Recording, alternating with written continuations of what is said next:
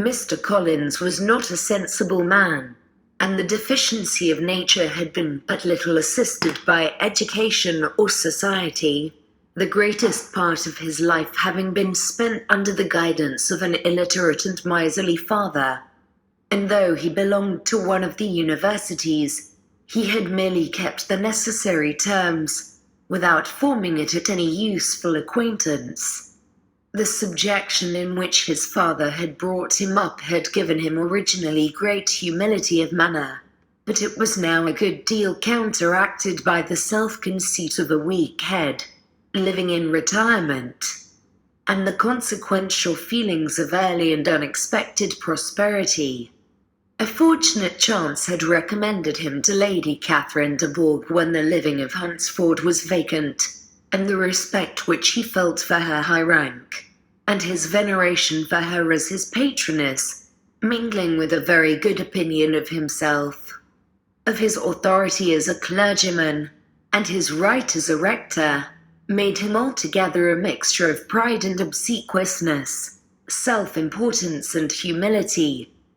Having now a good house and a very sufficient income, he intended to marry, and in seeking a reconciliation with the Longbourn family he had a wife in view, as he meant to choose one of the daughters, if he found them as handsome and amiable as they were represented by common report.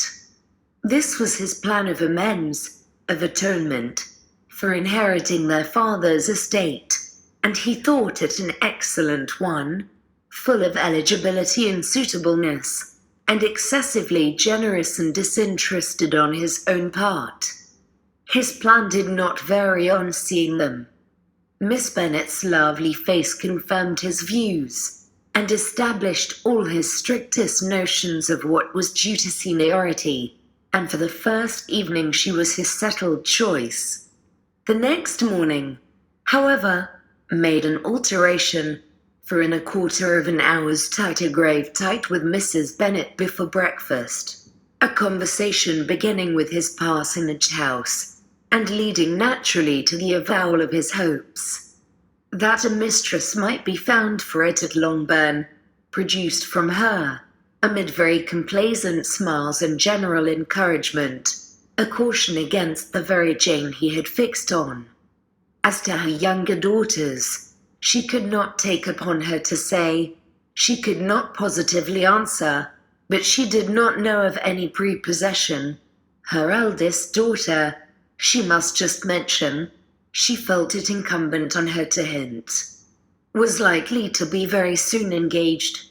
Mr. Collins had only to change from Jane to Elizabeth, and it was soon undone while Mrs. Bennet was stirring the fire. Elizabeth, equally next to Jane in birth and beauty, succeeded her of course. Mrs. Bennet treasured up the hint, and trusted that she might soon have 2 daughters married, and the man whom she could not bear to speak of the day before was now high in her good graces. Lydia's intention of walking to Meryton was not forgotten. Every sister except Mary agreed to go with her, and Mr. Collins was to attend them, at the request of Mr. Bennet, who was most anxious to get rid of him, and have his library to himself. For thither Mr. Collins had followed him after breakfast, and there he would continue, nominally engaged with one of the largest folios in the collection, but really talking to Mr. Bennet, with little cessation, of his house and garden at Hunsford. Such doings discomposed Mr. Bennet exceedingly. In his library he had been always sure of leisure and tranquillity, and though prepared, as he told Elizabeth, to meet with folly and conceit in every other room of the house, he was used to be free from them there. His civility, therefore, was most prompt in inviting Mr. Collins to join his daughters in their walk, and Mr. Collins, being in fact much better fitted for a walker than a reader, was extremely pleased to close his large book and go. In pompous nothings on his side, and civil assents on that of his cousins, their time passed till they entered Meryton. The attention of the younger ones was then no longer to be gained by him. Their eyes were immediately wandering up in the street in quest of the officers, and nothing less than a very smart bonnet indeed, or a really new muslin in a shop window, could recall them. But the attention of every lady was soon caught by a young man, whom they had never seen before, of most gentlemanlike appearance, walking with another officer on the other side of the way. The officer was the very Mr. Denny concerning whose return from London Lydia came to inquire, and he bowed as they passed. All were struck with the stranger's air, all wondered who he could be, and Kitty and Lydia, determined if possible to find out, led the way across the street, under pretense of wanting something in an opposite shop, and fortunately had just gained the pavement when the two gentlemen, turning back, had reached the same spot. Mr. Denny addressed them directly, and entreated permission to introduce his friend, Mr. Wickham, who had returned with him the day before from town, and he was happy to say had accepted a commission in their corps. This was exactly as it should be, for the young man wanted only regimentals to make him completely charming. His appearance was greatly in his favor. He had all the best part of beauty, a fine countenance, a good figure, and very pleasing address. The introduction was followed up on his side by a happy readiness of conversation, a readiness at the same time perfectly correct and unassuming, and the whole party was still standing and talking together very agreeably, when the sound of horses drew their notice, and Darcy and Bingley were seen riding down the street. On distinguishing the ladies of the group, the two gentlemen came directly towards them, and began the usual civilities. Bingley was the principal spokesman, and Miss Bennet the principal object. He was then, he said, on his way to Longbourn on purpose to inquire after her.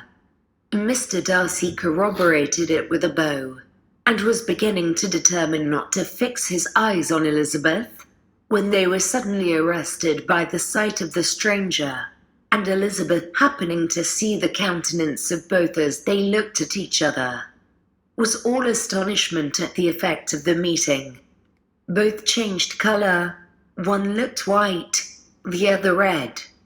Mr. Wickham, after a few moments, touched his hat, a salutation which Mr. Darcy just deigned to return. What could be the meaning of it? It was impossible to imagine. It was impossible not to long to know.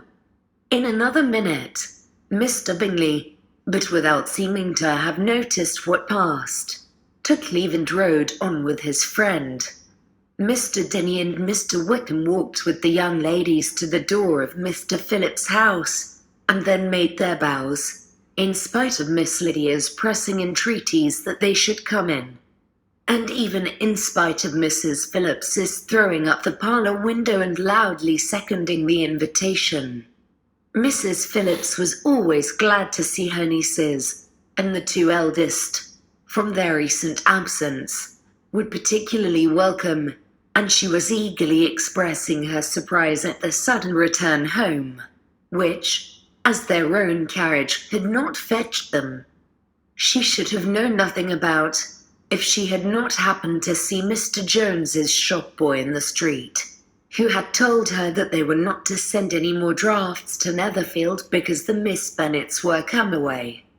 When her civility was claimed towards Mr. Collins by Jane's introduction of him, she received him with her very best politeness, which he returned with as much more, apologizing for his intrusion, without any previous acquaintance with her, which he could not help flattering himself, however, might be justified by his relationship to the young ladies who introduced him to her notice.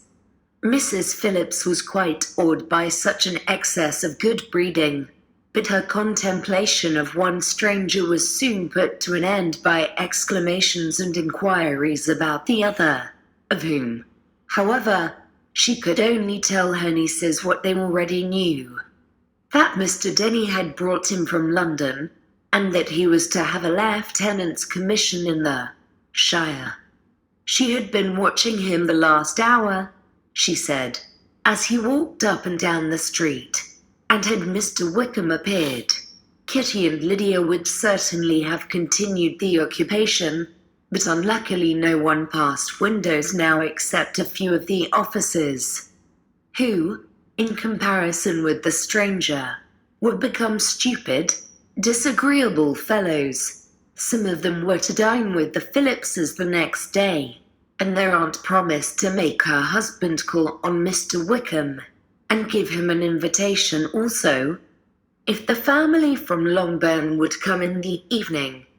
This was agreed to, and Mrs. Phillips protested that they would have a nice, comfortable, noisy game of lottery tickets, and a little bit of hot supper afterwards. The prospect of such delights was very cheering, and they parted in mutual good spirits. Mr. Collins repeated his apologies in quitting the room, and was assured with unwearying civility that they were perfectly needless. As they walked home, Elizabeth related to Jane what she had seen pass between the two gentlemen, but though Jane would have defended either or both, had they appeared to be in the wrong, she could no more explain such behaviour than her sister. Mr. Collins, on his return, highly gratified Mrs. Bennet by admiring Mrs. Phillips's manners and politeness. He protested that, except Lady Catherine and her daughter, he had never seen a more elegant woman, for she had not only received him with the utmost civility, but even pointedly included him in her invitation for the next evening, although utterly unknown to her before. Something, he supposed, might be attributed to his connection with them, but yet he had never met with so much attention in the whole course of his life.